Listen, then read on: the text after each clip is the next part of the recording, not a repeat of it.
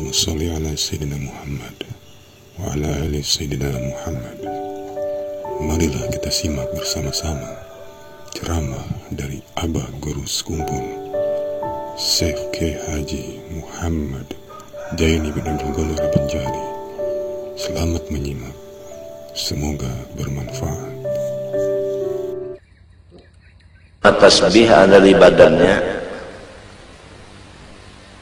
Malaikat Allah Ta'ala yang di langit semuanya memintakan kepada Allah supaya dosa-dosa orang itu dihapuskan. Jadi kira-kira anak-anakku semua jangan ada nang kada bisi tasbih. Jangan tasbih nang di dada itu aja 2 biji. Lawan nang di patangahan tasbihnya sebiji. Ada kalau di patangahan sebiji nang mencingil ada. Mendengarkah? Jadi ikam bisa tasbih berapa? Hah?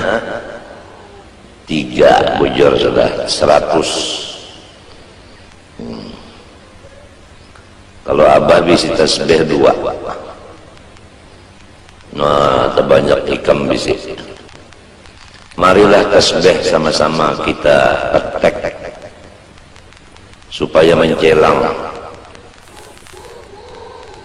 Andai kata tasbih itu nang 33 kah, nang 100 kah lawan kepalanya ada di badan kita, senantiasa malaikat mintakan ampun kepada Allah Subhanahu wa Ta'ala atas dosa-dosa kita. Walaupun kada diketek lawan tangan, asal ada di kantong. Ini barataan membawa jauh tasbih. Sepalik. Lain nang 3 tadi lain.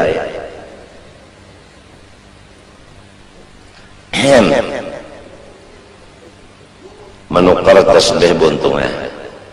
Nang murah-murah aja, jangan nang larang-larang. Asal ada bisi. Apalagi kalau bisa mengambil ijazah tasbih lawan guru itu mengambil ijazah lawan gurunya sampai kepada Sayyidina Muhammad SAW, yang diantara fadilatnya ijazah tasbih itu masuk surga bi ghairi hisab. Limbah bangun dari kubur tengah dari dalam surganya aja. Kada tahu bepanas di padang mahsyar, kada tahu betiti siratal mustaqim, kada tahu betimbang, kada tahu berhisab. Pokoknya bangun di kubur ada di surga. Nah, itulah ijazah tasbih. Satu lagi ijazah bersalaman. Rasulullah bersabda, siapa bersalaman dengan aku dan sampai hari kiamat, jazah musafahah, saya masuk surga kada berhisab juga. Ada lagi yang semacamnya berasuk tangan. Kalau bersalaman minto, berasuk tangan minto.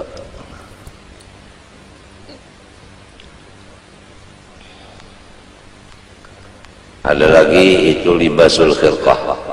Guru itu memasangkan pakaian yang presiden diandak di kepala kah, diandak di bahu kah. Nang bakas pakaian guru itu diandak. Atas tasbih nang pakaian guru diandak di tangan. Itu semuanya satu persatu daripada 5 perkara itu adalah tujuannya masuk surga bi ghairi hisab.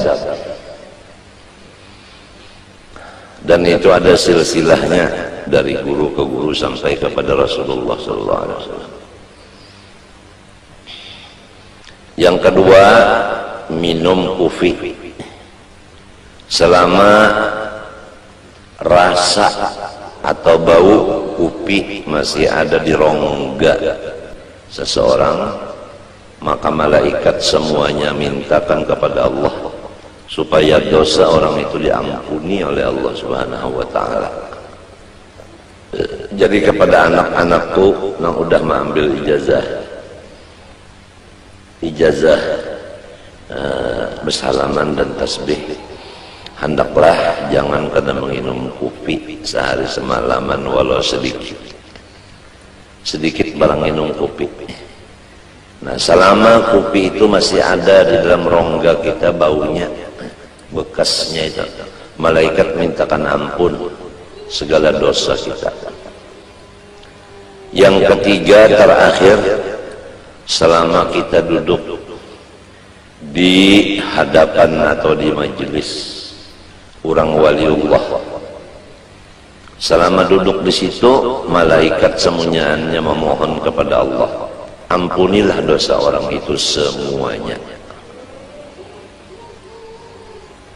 Waliullah ini nang hidup lo nang mati sama,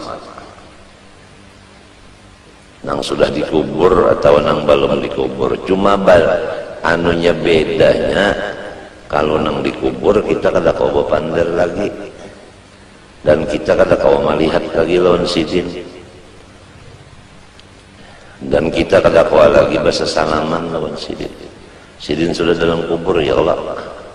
Kalau nang masih hidup kau bersalaman lawan sidin, kau melihat lawan sidin. Apabila sidin melihat kita atau kita melihat sidin, ada disebutkan di dalam riwayat kita, inna lillahi rijalan man nadhara ilaihim nadratan sa'ida sa'adatan la yashqa ba'da abada. Ada satu riwayat, man nadharu ilaihi nadratan sa'adatan la yashqa ba'daha abada. Bahwasanya wali-wali Allah Ta'ala itu apabila melihat akan seseorang dengan mata beliau, orang yang dilihat beliau itu untung selama-lamanya. Atau beliau kada melihati, tapi kita nang melihat non beliau, nang ada cengang ya kita lawan sidin minta, maka si kita ini ditulis untung dunia akhirat. Lamun sidin melihat lawan kita, kita melihat lawan sidin, luar biasa. Nah, inilah hidup kita siang malam ini.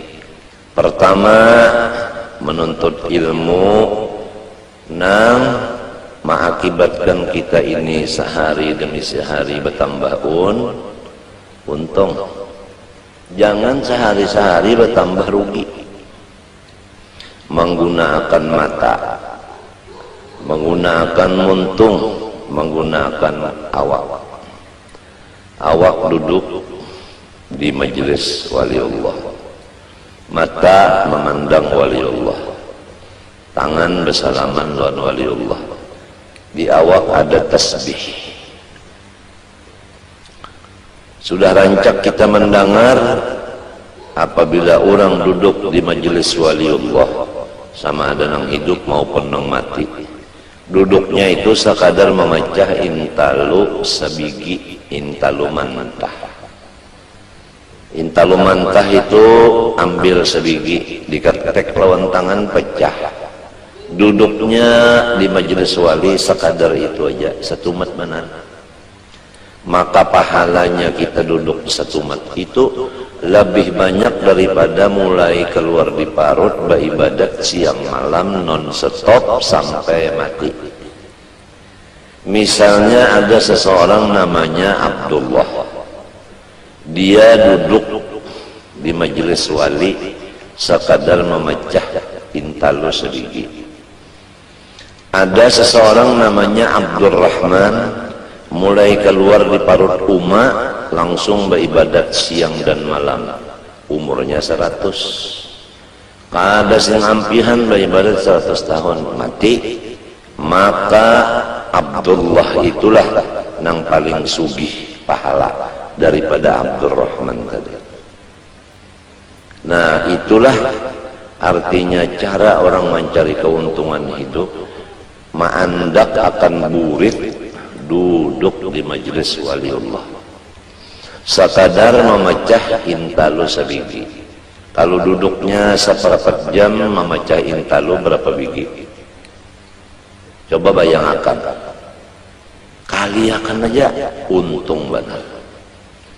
Cuma kalau orang munafik duduk di majelis wali itu sama dengan burung duduk di dalam sangkar. Dia berpikir hendak keluar daripada sangkar itu. Rasa kada nyaman di dalam sangkar. Dia lengah daripada Allah. Dia duduk bukan di majelis wali. Dia kada bisi tasbih. Dia membuang-buang waktu. Mata kada melihat kepada orang soleh. Telinga kada mendengar kata-kata orang soleh. Tangan kada bersalaman lawan orang soleh. Beelang bukan ke tempat orang soleh. Jadi salah inya juga kada menggunakan awaknya kepada yang semestinya. Jelas saja sudah. Fa inna lahu ma'isyatan dongka, diberi hidupnya itu susah. Selain daripada di dunia susah. Wa nahsyuruhu yaumal qiyamati a'ma. Dia bangun dari kubur ke padang mahsyar di dalam keadaan buta matanya. Kada gampangan orang buta berjalan mulai di kubur ke padang mahsyar. Tahantup-hantup. Lalu berpanggil lawan Tuhan, Rabbi lima hasyartani a'ma wa qad kuntu basira. Ulun di dunia ya Allah melihat saja mata, kenapa libah bangun di kubur ini picak? Ujar Tuhan, sudah berapa pelajaran-pelajaran disampaikan guru-guru agama, tapi ikam kada mau mendengar. Ada juga yang mendengar kada maasih, kada menurut, kada memakai. Jadi walau umpat mendengar tapi kada maasih, kada menurut, sama aja lawan nang kada mendengar juga. Hidupnya susah, kena bangun di kubur menuju padang mahsyar itu picak. Wa kadzalika yauma tunsa. Karena demikianlah pada hari kiamat ini engkau tidak dilayani sama sekali, dibiarkan sama sekali oleh Tuhan. Ya Allah kasihan.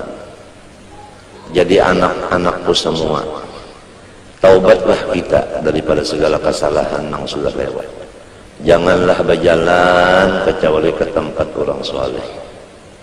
Jangan bakawan kecuali orang yang soleh. Jangan melihat kecuali kepada orang soleh. Jangan ziarah kecuali ke rumah orang soleh. Dan jangan kada bisi tasbih. Dan sehari semalaman jangan kada minum kopi walau sedikit. Di samping itu apa-apa amalan yang diberi sudah oleh Abah dipakai. Di antaranya tarekat samaniyah diamalkan saban subuh lawan saban maghrib atau mbah asar. La ilaha illallah 166 kali. Allah 66 kali. Hu 77 kali. Abah ulangi la ilaha illallah 166 kali. Allah 66 kali. Hu 77 kali. Kemudian membaca wasiat sidin 4 kali berturut-turut. Allahumma ighfir li ummati Sayyidina Muhammad, Allahumma arham ummata Sayyidina Muhammad, Allahumma astur ummata Sayyidina Muhammad, Allahumma jibur ummata Sayyidina Muhammad. Jadi tarekat samaniyahnya itu tadi diamalkan pagi sore, doanya pun 4 berturut-turut, sekurangnya limbah sembahyang subuh aja. Kalau bisa sore pun dibaca juga.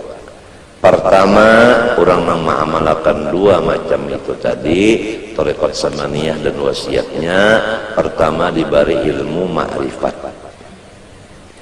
Nang kedua dimurahkan rizki yang halal. Mana sugih, mana halal. Hakunlah sugih halal pulang. Nomor 3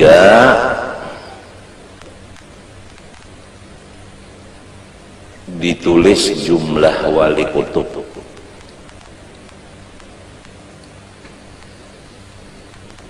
Jadi anak-anakku semuanya barilah waktu limbah subuh, limbah asar atau limbah subuh, limbah maghrib, baca la ilaha illallah 166 kali, Allah 66 kali, 77 kali.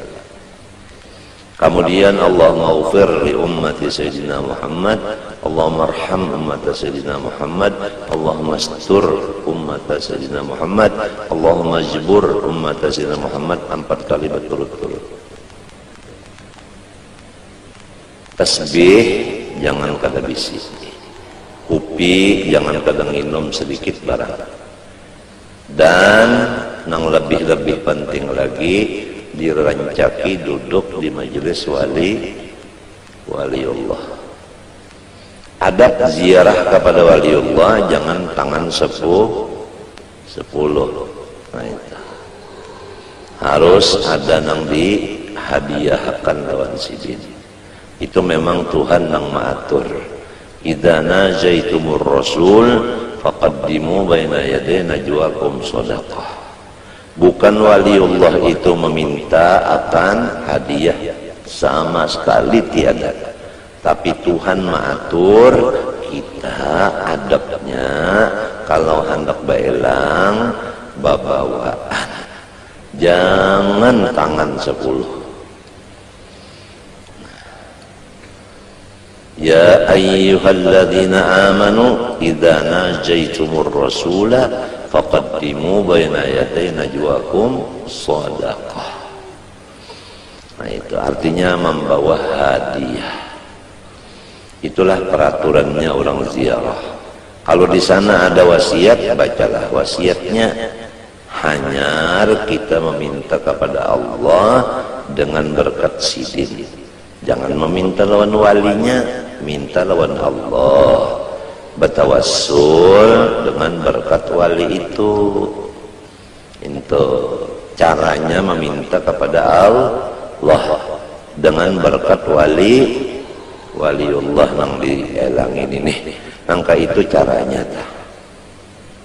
Nah, mudah-mudahan ikam sudah abad jelaskan, paham dan mengerti, dan mudah-mudahan Allah memberi taufik kita kawan memakainya, sehingga abah dan anak-anak abah berataan menuju kepada tambahan untung hidup kita. Jangan seperti yang dahulu adalah tambahan rugi saban hari.